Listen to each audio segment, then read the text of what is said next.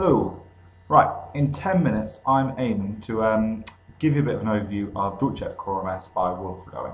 Hopefully it's useful. This is obviously for our Eduqas exam board, and I'm going to take you through just some of the key messages and key ideas with it. Alright, there's no reason why you would be able to use everything here, alright, and we're not going to be able to cover everything at all, but just quickly. So, Wilfred Owen, this poem. You can see in the images there that Wilfred Owen himself served in the war, and that it was in World War One, and that affects our whole understanding of it. World War One, obviously brutal, horrific trench warfare, the mustard gas attacks and things like this were pretty prevalent. What I'm going to ask you to do is pause this video and read the poem aloud. Okay? The reason why I say read aloud is that poems are meant to be heard, they're meant to be read, they're meant to be spoken. Alright, so obviously Wilfred Owen is writing this poem for his readers. Okay, he would like you to speak it. Okay, so pause this video and read that aloud. Once that's done, a few of the things that I've spot. Okay, and I always tell all my students to track the poem through from start to finish, start to the start, end at the end, so pick out a few key things as you go. So at the start of the poem, we can see that Owen prefers to give a realistic view of soldiers, which is meant to subvert the stereotypical war hero. You can see bent double like old beggars under sacks. There's no heroism here. There's no sense of strength. Instead, these beggars and bent double with that. So you can look at that. Then as the poem develops in the middle of it, it seems to be about a personal experience of Owen's. So having fought in the war himself, and he indeed died in the war, we see the gas attack. So gas, quick boys, that speech adding the sense of urgency with them. We see this nightmarish vision which he sees forever in all of his dreams later in his life. Okay, so we see this personal experience of Owen's in the trench warfare and gas attack in the middle. And the end is quite unusual. Owen speaks to us, all right, he calls us my friend. And I think it's a clear message to reader, and it's a clear message to England as a whole, and it warns against the celebrations of war, which were pretty common in the build-up to World War One. Importantly, this is from the perspective, it's first-person perspective. We see Owen's, or we hear Owen's own voice and his own experiences of World War One. He wrote this poem whilst recovering from shell shock in a hospital in war, all right, and did go back to fight in the war afterwards, where he died.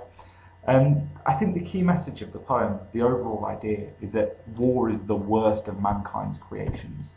Nobody's looking at anything in that and thinking of anything other than disgust and horror at what was witnessed and experienced by so many people at the time.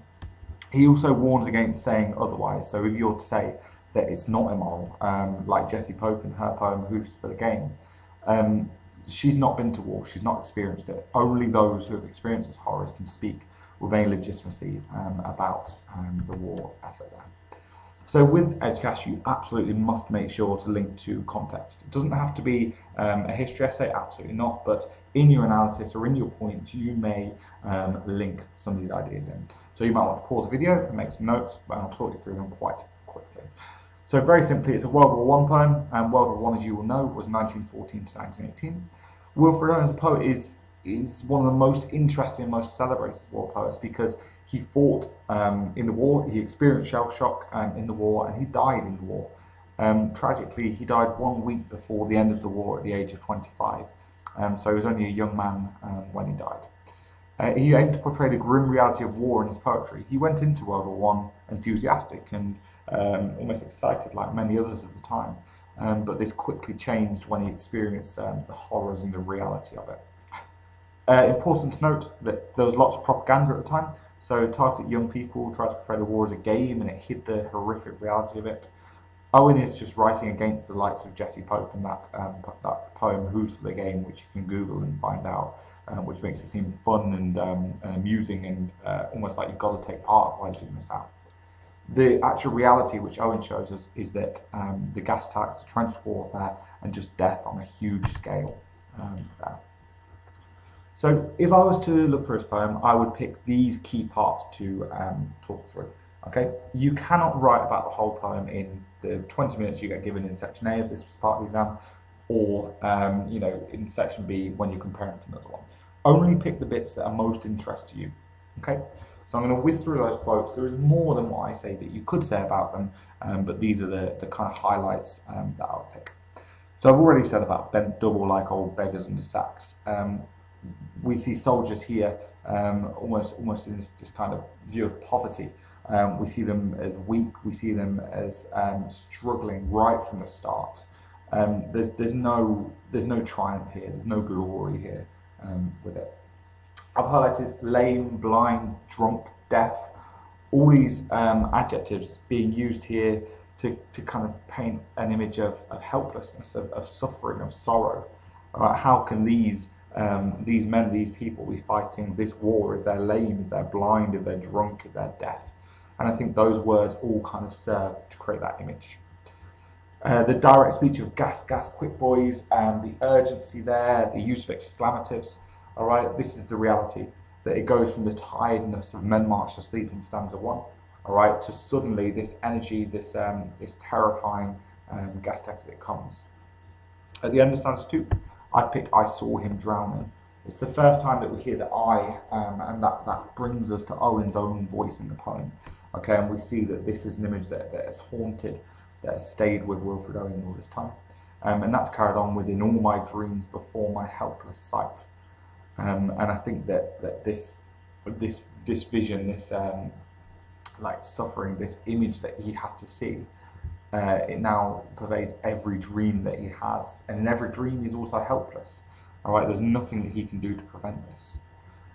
I'm interested by the behind the wagon that we flung him in and watched the white eyes writhing in his face.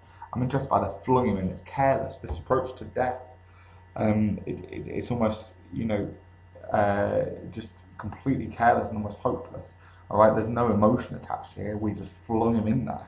All right, because that's what they had to do. And the white eyes writhing is a terrifying image with the alliteration there, and the elongation of their writhing in his face. Lots you could do with that verb there. And the final bit I picked is to children ardent some desperate glory, the old lie, Dulce et decorum est pro patria mori.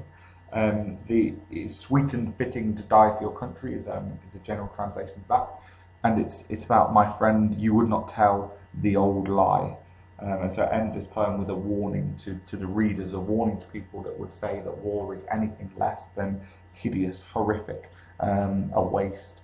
All right, and it's children, the emotive word there. Children symbolic of innocence and youth and hope and future, but the desperate glory, we're tempting them in and saying it's sweet and honourable, sweet and fitting to die for your country. The death that we see in this, it's not sweet, it's not fitting, it's not honourable, it's cruel, it's barbaric, it's inhumane in every way. So those are some bits of analysis. Simple comparisons that I would suggest you would do. Easiest one or simplest one is The Soldier by Rupert Brooke. Same war, different perspective, where Dulce here is showing the horrific nature of it and how we shouldn't lie. Rupert Brooke is almost a product of propaganda. So he celebrates a death that he could have and he sees glory in it. So it's a really interesting one. Rupert Brooke he was on his way over to the war when he died. All right, so he never actually experienced the grim reality like Wilfred Owen. An interesting one is The Manhunt as well. It's a nice poem, The Manhunt by Simon Armitage. It focuses on different wars, but both view physical and mental damage that war causes. But whilst Dulce focuses on the widespread impact of war, The Manhunt focuses on the personal impact of it. So Manhunt is about a wife sitting, kind of tracing her injured husband's body and the impact of that war. Whereas Dulce is obviously it looks at war on a larger scale with that. And these are the sorts of questions. So if you wanted to practice writing, so you could take that question, how does Wilfred represent war in the poem? Give yourself 20 minutes and perhaps look at those quotations there and link with its context. Or you could look at the other poem in the anthology, so maybe the ones like I said before, The Manhunt or The Soldier, and try and write up that comparison. So those are just there to help you, just in case. I hope that's been useful. Okay, yeah, and good luck, and we'll take those notes into our lesson tomorrow.